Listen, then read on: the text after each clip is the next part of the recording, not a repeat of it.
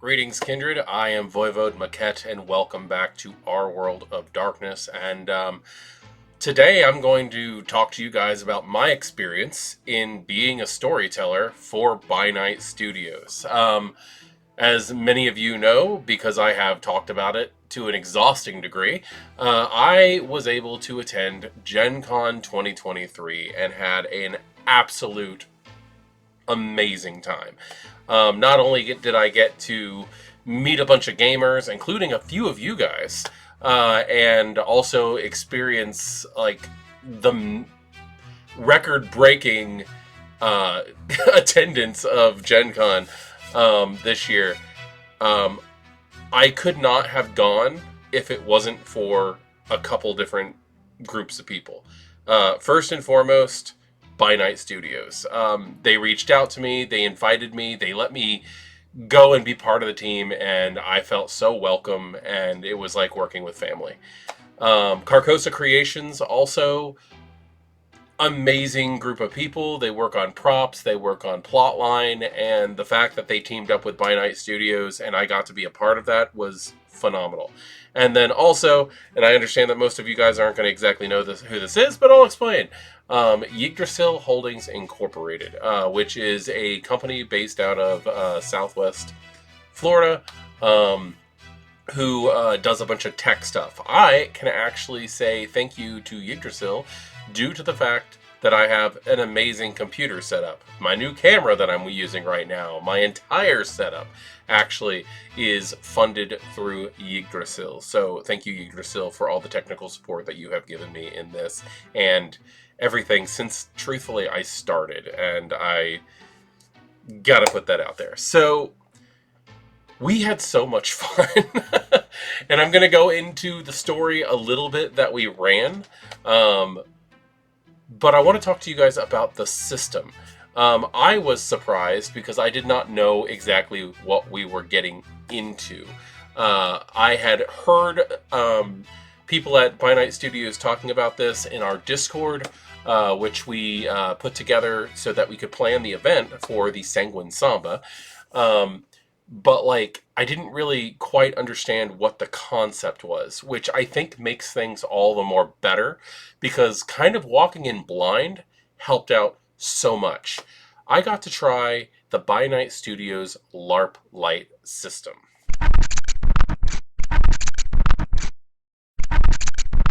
LARP Lite is our newest game system concept, currently in early alpha playtesting.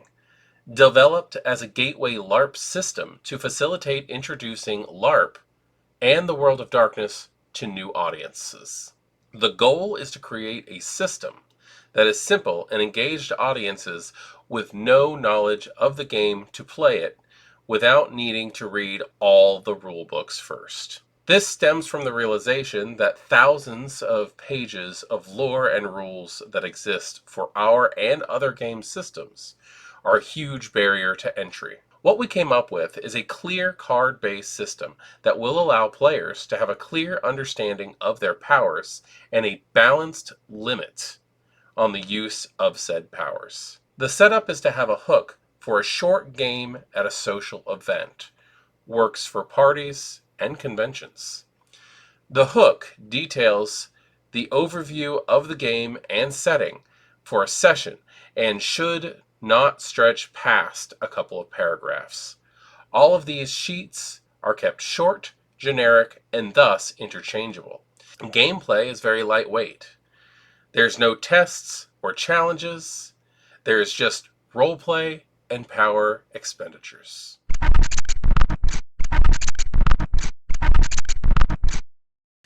So yeah, we ran a 3-night extended one-shot effectively, so a 3-night LARP using this system, and it was phenomenal. I seriously have to hand it to the developers on how this whole thing went.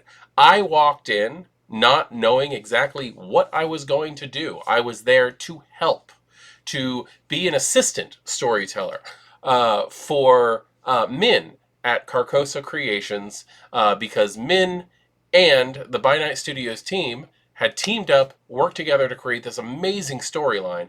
And I walked in, again, not knowing anything, and was able to take the reins and go with it. So simply, in fact, that where there was a little bit of hiccup in scheduling for starting what we were doing with classes to get people to know LARP Lite, I was able to step in, teach the class, and By Night Studios thought I did such a good job that they actually let me teach the classes 3 a day for the entire event. And I could not, oh my God, it was amazing. It was the right kind of stress, if you understand what I mean. Like anything that you do that is exciting or scary causes some kind of anxiety in your system, right?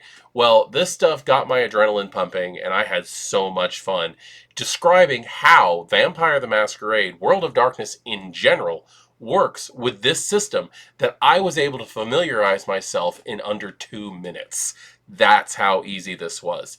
If you guys want to get a game going, when this comes out, oh my God, it's such a great introduction tool.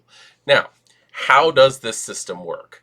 It's incredibly simple. Each player ends up having 4 index card sized cards. That's it.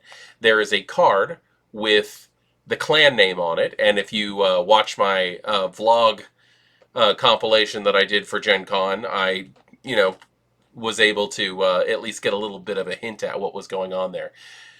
Those cards each have tiny little By Night Studios skulls, this cute little thing that's above me right here, on each of the corners, and those consist of your health levels. If you take any kind of damage in the game, you rip that off, and you're down a health. This game does not focus on feeding whatsoever. It focuses on the social interactions of individuals who are playing the game. Now, the discipline use, and I'm sure there's a lot of you out there who are interested in it and are just sitting there screaming at your computers right now, damn it, Maquette, tell us about the powers. And there are powers. There are examples of pretty much every single discipline in the V5 setting in this game. But when I say that, what I mean is 2 levels of each. The system itself is balanced, so each character has a get the hell out of the way, a manipulation, and a damage dealing power. Some examples of this are when you look at Protean. If you're playing one of the characters who has Protean, or one of the clans that has Proteans, you have the Gangrel, you have the Tzimisce, you have the Ministry. Those clans, the way that they work is if you're having Protean, your choices, because you only get to choose one, is either feral weapons or mist form. So you can have something that either causes damage or poof, and you fly away. And I understand those aren't both level 1 powers, but it worked. It worked out so well. And it wasn't about getting a whole story going that was going to outstretch and last the ages. It's about introducing this new system to new people. And all of the powers were represented in their basic forms for what they actually do. If you have if you were playing a character with presence, they had awe and they had daunt. If you were playing a character who had dominate, there was compel and there was forget. And it goes on and on and on like that. We actually had some people who chose to play Thin Bloods. And the way that we represented Thin Blood alchemy in that system is they were allowed to take 2 different disciplines that had no correlation, but the description of those disciplines based on the storyteller was going to be something outlandish, but like still came out to about the same idea of the description of the discipline in general. That's it. That was the whole system. The majority of my time in the classes, which the classes were 2 hours each, so I did classes for 6 hours at Gen Con, and I met so many amazing people, a good number of which ended up coming back and playing in the Sanguine Samba with us, with the characters that they made during the class. We ended up having about a 15, possibly 20-minute introduction to the system, allowing Q&A. Now, the reason why it took so long is because there were sometimes a good amount of people. I'm pretty sure the largest class I ended up having was about 17 people. So, there between me going over the basic rules and answering whatever questions, the rest of the class was consumed with like introduction to World of Darkness stuff. Not giving them a whole bunch of lore because the characters that they made were all embraced recently and were coming in as neonates.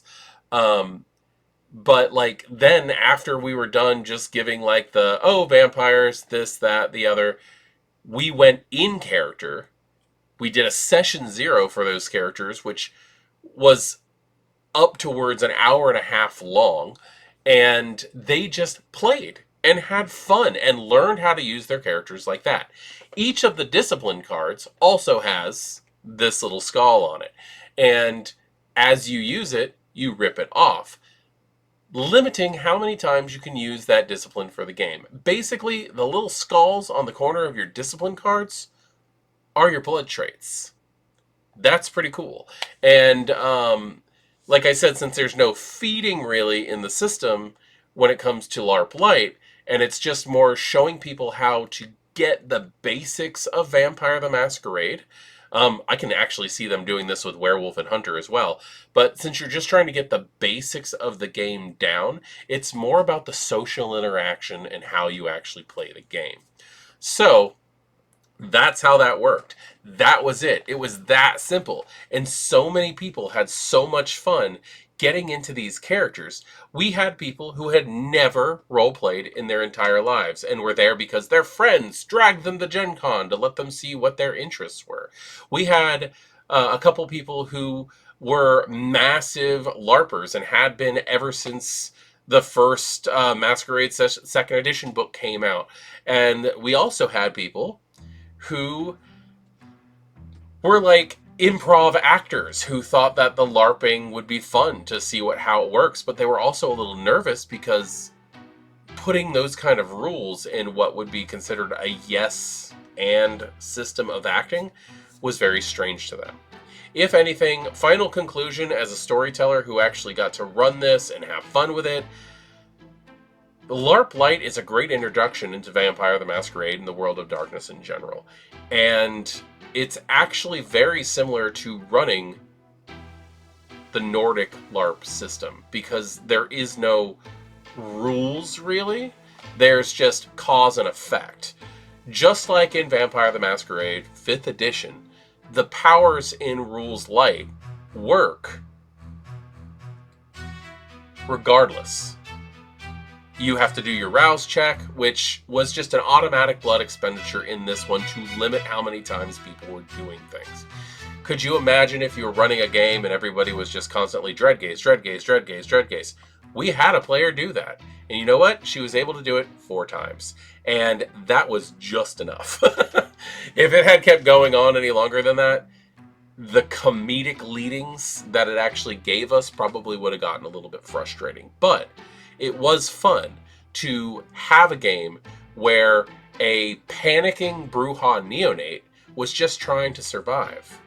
But eventually she was able to be overcome by the other players doing things. And that was what was so great about this, was the social interactions and the fun that we all had, to the point where most of us exchanged contact information and we're still talking now.